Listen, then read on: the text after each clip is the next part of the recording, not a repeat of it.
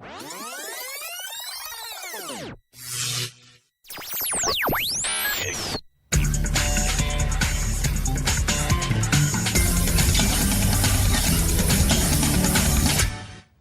welcome to Weston People. I'm Becky Condren and I'm sitting in today for James Richardson, keeping the sofa warm.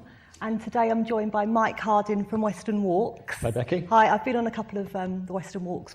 I've been on the Murder and Ghost Walk that Indeed. you do, and also the Pirate Walk, for which we had loads of kids come through Weston Supermum. It's a fabulous day out. I might talk a bit more about that in a moment, but first of all, I'd like to know, why was Weston Walk set up?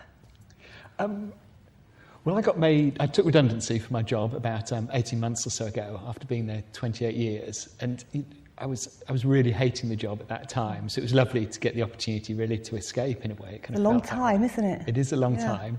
So it's quite scary in a way as well. But I'd always kind of loved local history. We moved to Weston 13 years ago, my wife and I. And I'm really kind of proud of the town. I think it's a lovely town. I think it's got a great kind of story to tell.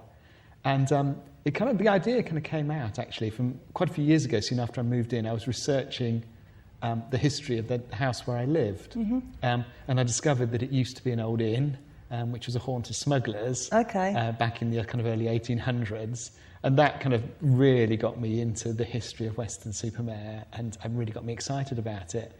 And then when I was made redundant, I kind of thought about well, what else could I do, and thought, well, let's look at, could I turn these into walks? I started doing research more around the town myself, and then came across some of the kind of murder stories as well. And it just kind of grew out of that. It's been no huge master plan for the whole of my life. It's come from that, and it's lovely. But you do a few different types of walks. I mean, I think you can spot Mike anytime on the seafront dressed in his yellow.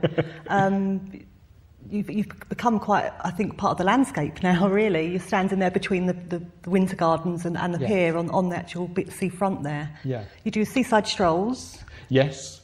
Which is about tourism in Weston. Tells the history of the town, really. Okay. It's got a great history, Weston has. Yeah. And it's lovely to be able to tell people that story. Because it's such a typical kind of seaside town from 1800 when it really begins Weston in a way. It kind of grows astronomically in that period. But we're very fortunate in Weston because of that in a way, because it's a relatively new town. The history of it's been really well recorded. Yes. And we've got lots of kind of great stories from the past, kind of about individual characters who lived in the town, which are very humorous, very light-hearted, great for somebody like me to tell. But of course we've also got the Bristol Channel just offshore. It's always been one of the major kind of trade routes. There's shipwrecks there to talk about, there's pirates there to talk about. So there's lots of kind of fascinating stuff around Weston, which is great. You mentioned pirates, and as I said, I was lucky enough to come along to one of your first pirate walks with the kids, with a few kids, and you were dressed there as Captain Jack, and the kids were all dressed up in fancy dress, and they had a smashing time. I mean, they were from babies up to the age of 10, 11, 12? Yes, I mostly run it for schools now, and I do it up to year 6, right. That particular one. But it's absolutely brilliant, because something I feel really passionately about, something I'm really keen to do, is get young people kind of engaged in history, because I'm forever grateful to one of my school teachers, Mr. Crawford. I can still remember him, who really got me into history when I was young. And clearly I'm not a teacher, but I really hope that I can enthuse young people about history and the history of their town and the history of their area. And if I can use pirate stories to do that, well then that's absolutely brilliant. Because I guess it's fun, it's also educational, because they're learning about the history of their local area. They do. And it's also healthy, because they're out in the fresh air walking. Yep, and we do them a little treasure hunt at the end, where we use kind of maths-based clues. So hopefully they don't realise they're doing maths. For them it's all about doing a treasure hunt to kind of find the eventual treasure at the end. But absolutely, it is healthy, and it's hopefully it's an interesting, exciting way for them to learn. If me dressing up as pirates makes it easier for them to engage, well then that's absolutely brilliant, because success is, some young people coming away. Because I really feel passionately as well, though, that it's important that young people kind of understand the history of their town and the heritage of their town. Because, I think they have to be proud of their town. And in that way, hopefully they'll look after it. They'll respect the town better. If they do that, we won't have the problems of graffiti and whatever.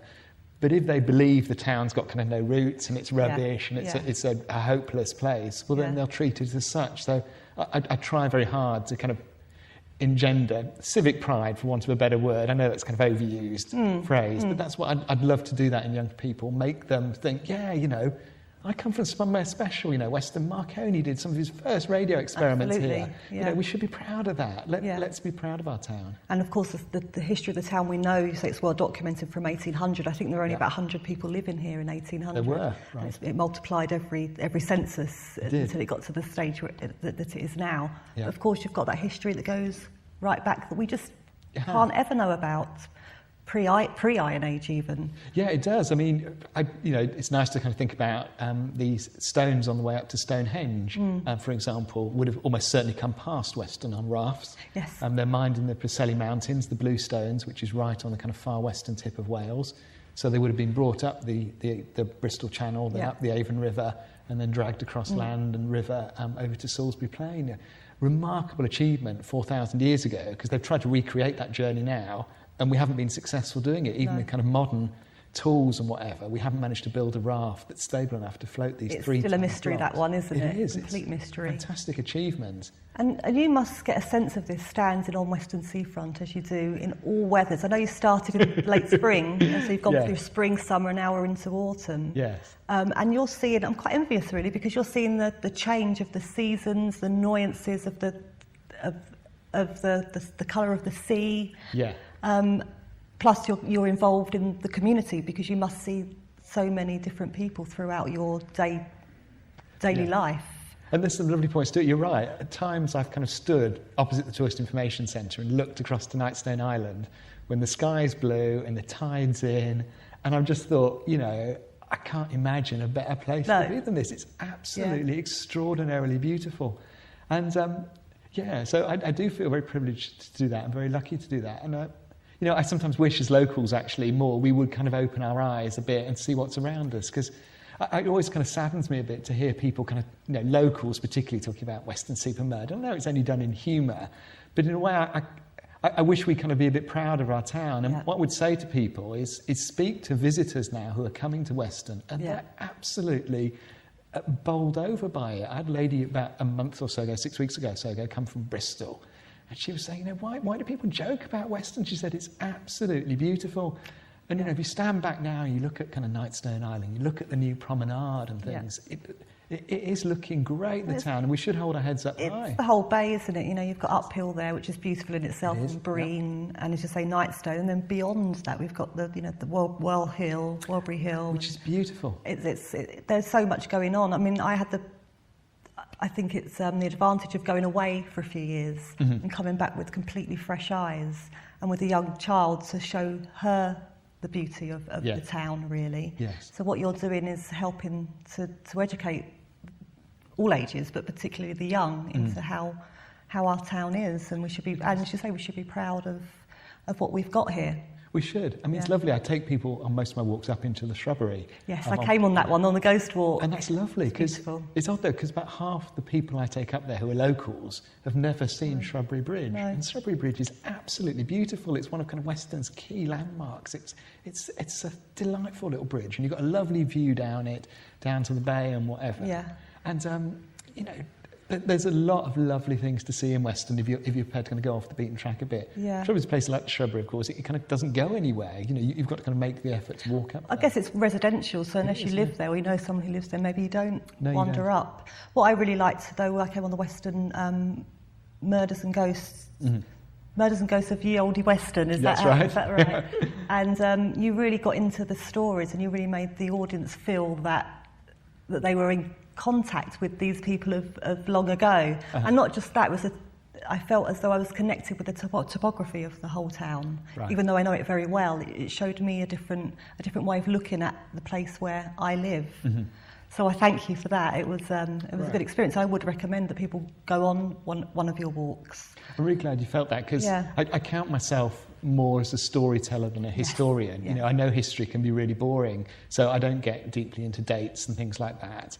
It's more around telling the story. And I'm really glad you felt that, because one of the kind of things I try and do is get people to kind of empathise with the characters in the story, so that they kind of live a little bit. And, they've all got their own kind of stories to tell, haven't they? Yes. And I think, if you can Because they're all understand... personal lives, aren't they? These are all yeah. people who have lived in this town. Absolutely. And they've had kind of backgrounds, they've had experiences that have made them the way they are. Like, there's a soldier involved in one of the stories. And I wonder whether, it's quite interesting. I was seeing an article on the news yesterday about post-traumatic stress. And it made me think about this particular soldier who's in the story. I'm almost sure, actually, that he was suffering from some kind of post-traumatic stress. But it wasn't diagnosed then? No, it wasn't. Yeah. But it's lovely if you can kind of, if you can get into the characters of the people and understand them. It really it brings the stories alive, doesn't it? Is there a book or two coming, do you think? Maybe one day. Maybe one day I'd really like to do that. Because, why not? There's, again, great stories to tell about our town. Yeah. And great stories. Weston should be put on the map for all its beauty and history, really, shouldn't it? It should, and we offer a lot, don't we, in terms of kind of tourism and whatever. Now there's some great attractions here in Weston. The beach is absolutely beautiful, isn't it? Welby Woods are absolutely lovely. The promenade's brilliant. You see so many people kind of on scooters and blind people from the Lauriston going up and down there. Weston brings so much pleasure to so many people. Yeah. And the other thing is as well, we have as well so many kind of regular visitors here. It's rather lovely that I have one couple now who came on one of my really early walks, and I think I've seen them 4 times. Really? Because they come back to Weston 3, 4, 5 times a year. Nice. It's their home from home, really, isn't it? And it has that pull and that attraction for people, which is lovely. We're very, very fortunate to live here. So, Mike, tell everyone how we can get, if they want to have any more information about Weston Walks, when we know we can find you on the seafront, opposite the Winter Gardens. Yes, Banana Man, you can have him. Banana Man, yeah. You're looking very tanned, actually, still. Yes. Only down to kind of where my shorts go. The best place to look is our website, which is www.westonwalks.co.uk. There's all the kind of information there about our walks, and for school groups as well. They can see the information, because we run different kind of walks for schools. We run at the Pirate Walk. We run a kind of very light-hearted historical walk for schools. We do a Victorian walk. Okay. And for older schools, we do a walk around the history of tourism. Okay. Because a lot of them kind of study tourism. And Weston's a brilliant case study of that. One of the best, I imagine. It is. Yeah. Because what you see in Weston is the good and bad of tourism. You see the benefits it brings to the town, and actually it's fantastic in releasing a lot of the kind of early population from poverty, pretty much. It's wonderful doing that, but of course it brings problems. One of my kind of pet topics, this is really sad, is sanitation. And of course the growth of Weston, which you were talking about, from 100 and 1800 up to 90,000 just in today, brought tremendous problems around things like sanitation in the town. But that's a wonderful case study for people, looking at the problems tourism can bring, as well as the benefits, and how the town's kind of adapted and changed to make sure that it's able to kind of cope with the number of people who's coming. It's a brilliant case study. So therefore the different walks cater for various ages and interests. Really? Absolutely, yes, they do. Yes. Okay, well, thank you, Mike Harding from Weston Walks, for coming pleasure. on. It's been really great to chat to you. I'm Becky Condren. This is Weston People. Thanks for joining us.